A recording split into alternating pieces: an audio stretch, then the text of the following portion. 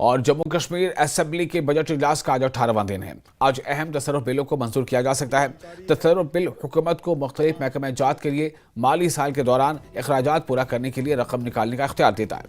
Budget इजलास के इस मरहले में हुकूमत की माली पॉलिसियों और अखराजात की तरजीहात पर बहस होने की इम्कान है।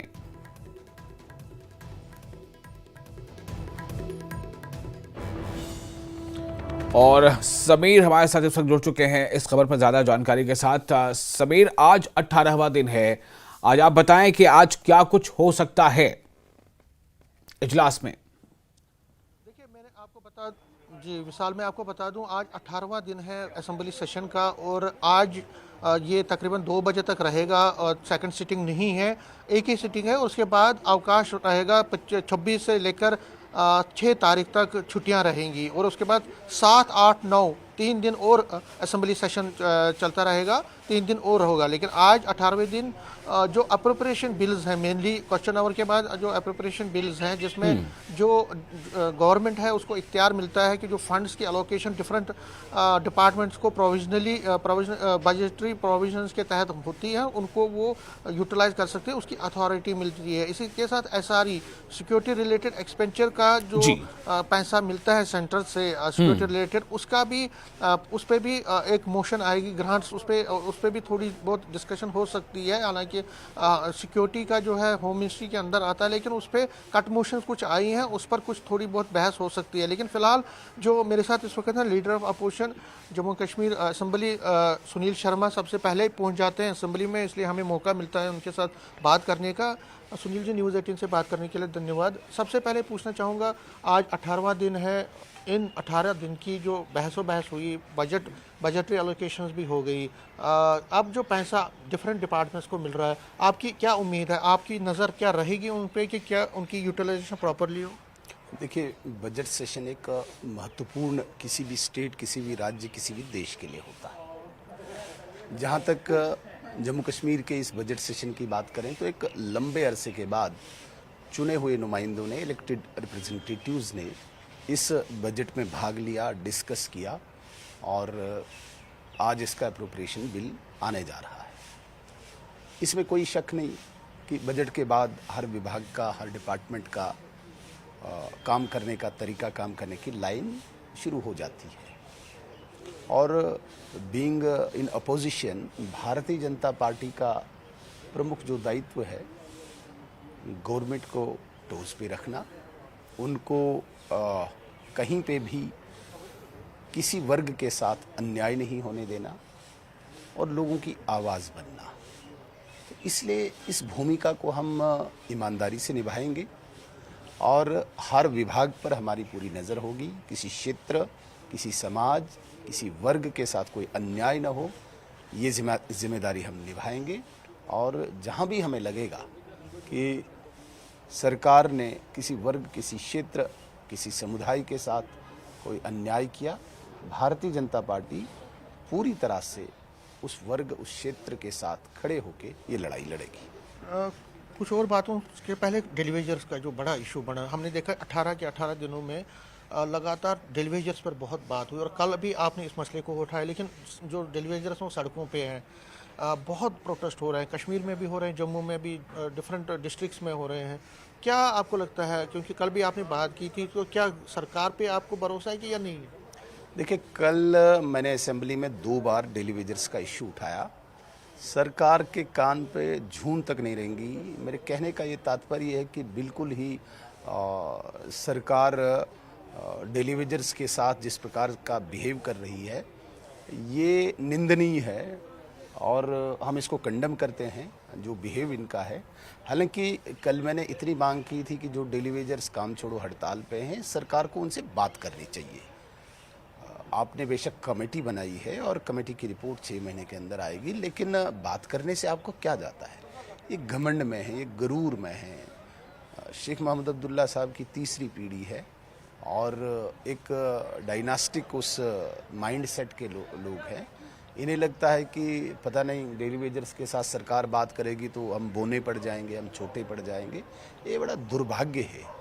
वो व्यक्ति जो मुझे लगता है कि बेसिक एमिनिटीज़ इस वक्त प्रोवाइड कर रहा है सोसाइटी को पानी की शक्ल में, और आज पूरे जम्मू कश्मीर में हाहाकार मचा है, किल्लत आ गई है पानी की। पिछले 3 दिन से जो काम छोड़ो हड़ताल थी और इसको एक्सटेंड किया है 72 डेज़ के लिए, और उनकी समस्या सुनने के लिए सरकार बिल्कुल भी कोई कदम नहीं उठा रही है। बड़ी बदकिस्मती है। हम डेली वेजर्स के साथ हैं और डेली वेजर का मुद्दा हमारे लिए प्राथमिकता है। बदकिस्मती है कि हमारी सरकार नहीं बनी, अन्यथा हरियाणा और दिल्ली की तर्ज पे हमने अपने वादे निभाए होते। अब इन सरकार ने निभाना है और हम विपक्ष में हैं। विपक्ष में हम डेली वेजर्स की आवाज़ हैं, सदन में भी हैं, बाहर भी।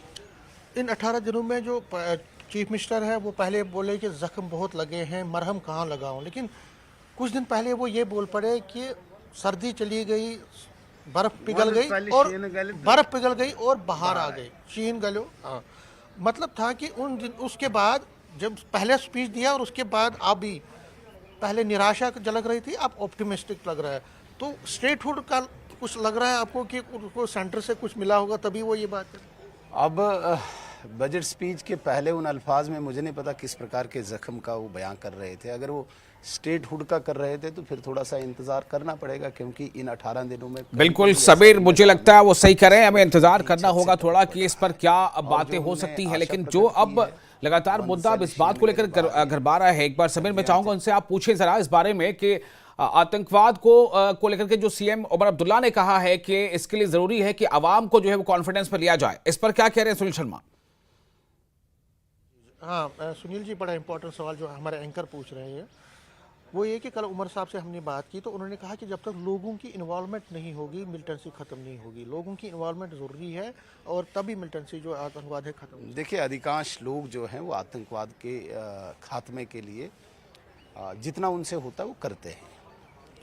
मैं कहता हूं कि लोगों की सपोर्ट तो चाहिए, लेकिन उमर साहब को एक बात और कहनी चाहिए कि जो ऐसा एलिमेंट, जो ऐसा तत्व इस जम्मू कश्मीर में अभी भी छुपा है, जो आतंकवाद की हमदर्दी रखता है, जो आतंकवाद को सपोर्ट करता है, जो आतंकवाद को फैसिलिटेट करता है, जो आतंकवाद को लॉजिस्टिक प्रोवाइड करता है, उसको जब तक खात्मा किया जाए तब तक आतंकवाद पूरी तरह से ख़त्म नहीं होगा।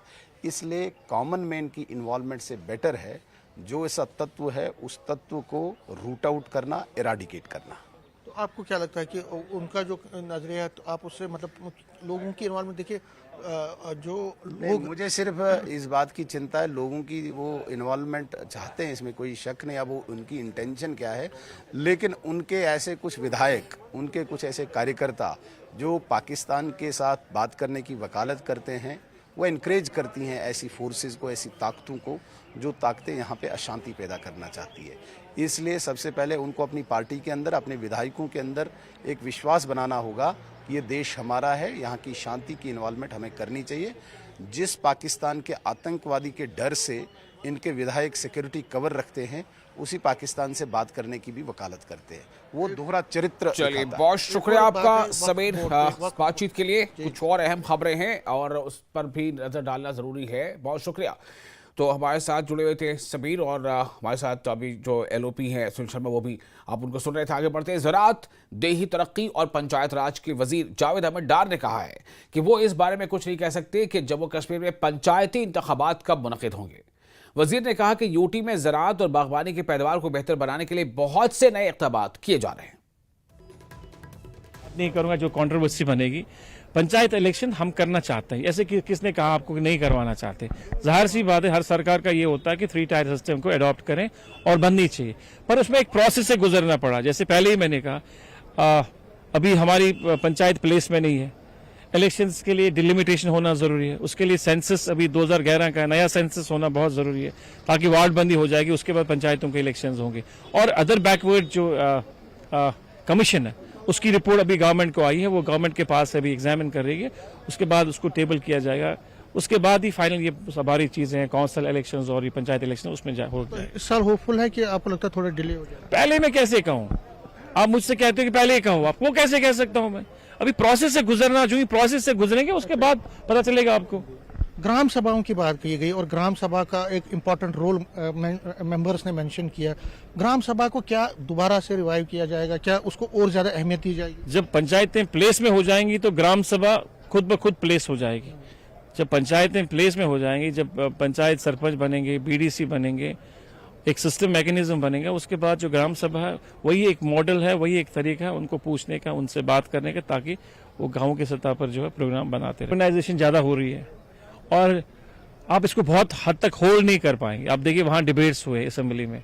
हमारा मकसद है कि हम एग्रीकल्चर की जो लैंड है उसको नॉन एग्रीकल्चर पर्पज के लिए नहीं दे सकते, पर जो लैंड ओनर है उसको भी देखना है हाउ ही सर्वाइव्स। अगर उसकी पैदावार नहीं होती है पैडी से, उसको उतना फायदा नहीं मिल रहा है, वो वायबिलिटी देखता है, वो देखता है कि कहाँ किस तरह मेरा घर चले, किस तरह मेरी वायबिलिटी बने। तो कुछ लोग जो है उसमें वो अपना अर्बनाइजेशन देते हैं, कॉमर्शियल कॉम्प्लेक्स बनाते हैं ताकि वो अपना रोजगार कमाते हैं। तो उसमें लैंड पॉलिसी तो है ही इन वोग में, और कोशिश हमारी होगी कि जहां फीजिबल लगे, जहां मुनासिब नहीं हो तो वहां हम रोकते हैं। वहां तो हमारा जो डिपार्टमेंट भी और डिस्ट्रिक्ट जो हमारे डिस्ट्रिक्ट डेवलपमेंट कमिश्नर से वो रोकते हैं इन चीजों को।